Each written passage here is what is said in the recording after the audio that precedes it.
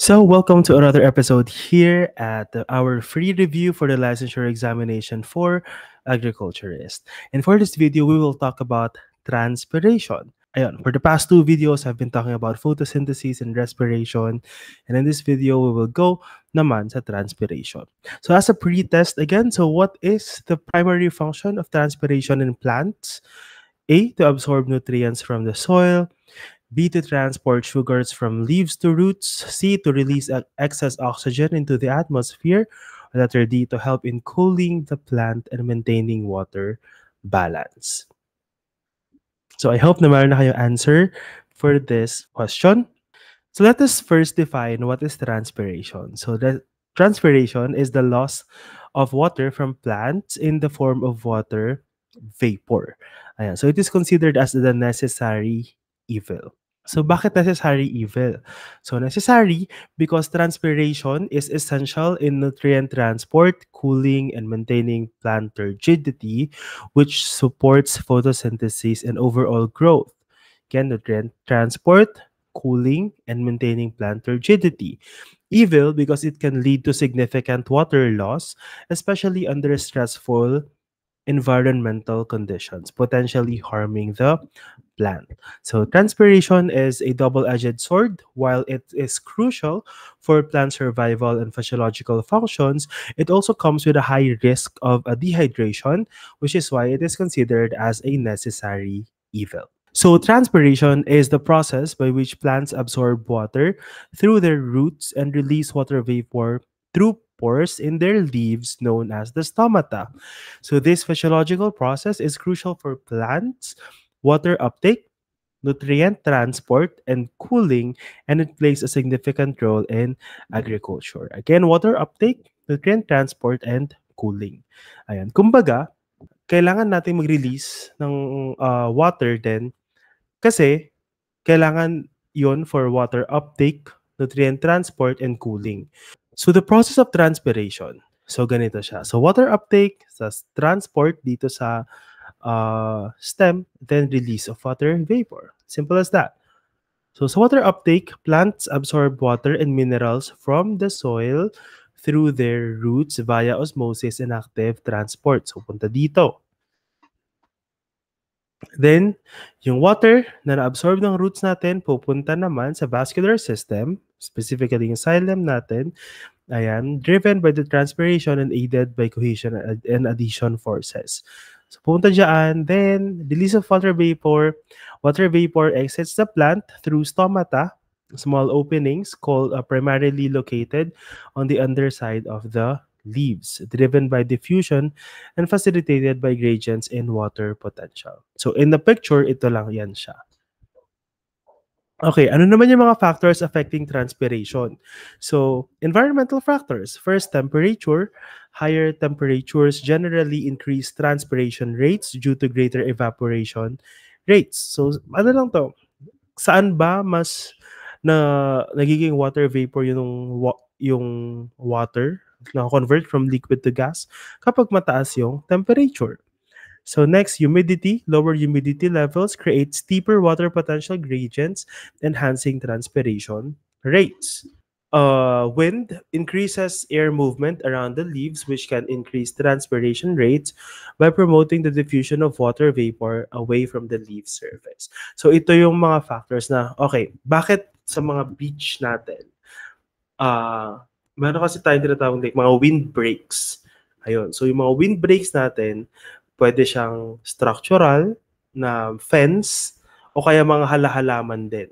Ganon. So, karaniwan naman nakikita natin sa beach ay mga halaman na sturdy, kumbaga coconut, 'di ba? Mga palm trees, mga ganyan, mga puno. Kasi sturdy sila, hindi sila madaling masway, kumbaga. So, what if maglagay tayo ng corn doon sa syempre hindi sila magso-survive doon. Una yung soil, tas yun din yung sa wind. So, in terms of pollination, baka mahirapan sila. So, those are some of the factors na kailangan nating tignan when it comes to the transpiration.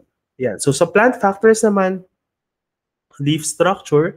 So, plants with more stomata per unit area or larger leaf surface area typically have higher transpiration rates. Siyempre, mas marami silang stomata. And plant species, different species exhibit varying levels of stomatal conductance and overall transpiration rates depending on their evolutionary adaptations to their environments. So, yung isa sa leaf structure, yung isa naman yung plant species mismo.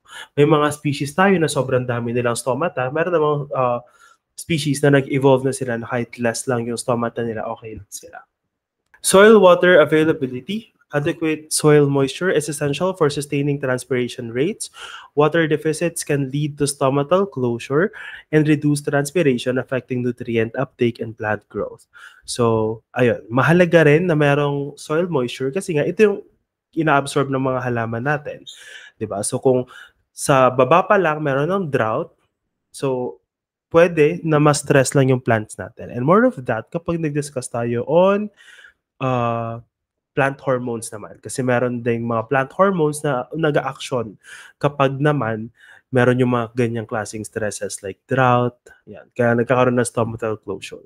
So, sige, to give you that specific, it's ABA. Ayun. So, yung abscisic acid natin, yan, siya yung isa sa tumutulong sa halaman natin kapag nagkakaroon na ng stress. And ang nagiging response ng halaman natin ay stomatal closure. Para ma-conserve, kumbaga, yung water na nasa loob. Ayan, ma-conserve din yung energy na nasa loob.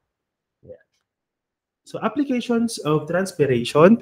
Ayan, plants continuously transpire, so the soil must always provide sufficient amount of moisture, and such could be done by scheduled irrigation. Okay? So the dry season is characterized by drought, high light intensity, and water shortage, so implying the elevated need for irrigation on our summer seasons. Ayan. So, syempre, ang magiging application nito when it comes to agriculture na mismo ay kailan ba dapat magpatubig, ano yung mga conditions na kailangang i-take into account. So, it means kapag summer, possible na may drought, high light intensity. So, dapat doon siguro mas doble yung pagpapatubig natin kasi mas mabilis magta-transpire yung mas mabilis na magta-transpire yung water from the plants. So the third is wind is directly proportional to transpiration rate. So higher transpiration might be bothersome to windy areas due to the faster depletion of soil moisture due to evapotranspiration. So kapag windy yung isang area, hindi lang yung sa plant mismo, even yung sa soil, syempre mas madaling matutuyo yung halaman natin. So to reduce wind velocity and eventually lessen transpiration, windbreaks or shelter belts could be established. Ayun. So yung ating windbreaks, ito na yung sinasabi ko na parang, let us say for example from the beach, may mga series ka ng halaman or structure na pwedeng ilagay papunta dun sa iyong, for example, meron kang garden o kaya meron kang farm, kailangan mo muna maglagay ng windbreaks para ma-lessen yung bilis ng hangin. Ganun yan. The next one is water conservation processes. So by controlling factors which directly affect transpiration, cultural practices were employed to indirectly minimize water loss. So ang ilan sa mga practices na to ay mulching kasi it slows down yung pag-cool ng soil natin and minimize evaporation. So kaya yung mulching, di ba, maglalagay ka ng, let's say for example, either halaman or black mulch, yung plastic bag. So, ayun. Para hindi directly na matatamaan ng sun yung soil natin tapos mag-evaporate na agad yung water. So, mulching. Multi-story cropping provides shade. So, kapag mas maraming shade, possible na yung water na naipon sa ating soil ay hindi agad-agad magta-transpire, ay mag-evaporate, and sprinkler irrigation. So, increases humidity to cool the plant and reduce transpiration. Ayan. So, at least, kapag meron kang sprinkler irrigation, tas minsan kasi, lalo na ngayon, may mga sensors na yan. So, bubugan na lang sila ng water whenever. But, nag-increase yung humidity, nagko-cool yung plant, and nagre-reduce yung transpiration. So, here, transpiration and agriculture. So water uptake and transport. Transpiration creates a negative pressure, tension in the xylem, which facilitates the upward movement of water and dissolve nutrients from roots and shoots. This is crucial for plant growth, cell expansion, and maintaining turgor pressure. Ayun. So, important na merong transpiration kasi yung na-absorb ng roots natin ng mga nutrients, mga dissolved nutrients, tas water, ayan. So, umaakyat sila. So, nagagamit sila all throughout the way. So, cooling mechanism, transpiration provides a cooling effect by dissipating heat through the evaporation of water from leaf surfaces. So, this is particularly important in regulating leaf temperature and preventing overheating during hot weather, thereby minimizing heat stress in plants. The next one is gas exchange. Stomata involved in transpiration also facilitate the exchange of gases, allowing plants to take in carbon dioxide for photosynthesis and release oxygen and water vapor as byproducts. Nutrient transport along with water. Transpiration facilitates the transport of essential minerals and nutrients dissolved in the soil solution from your roots to shoots, so supporting various metabolic processes and growth functions. So for the question a while back, what is the primary function of transpiration in plants?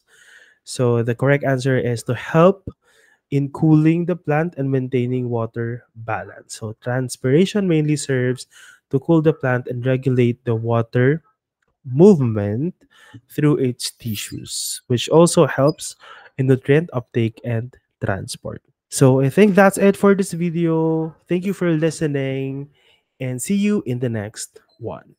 Bye.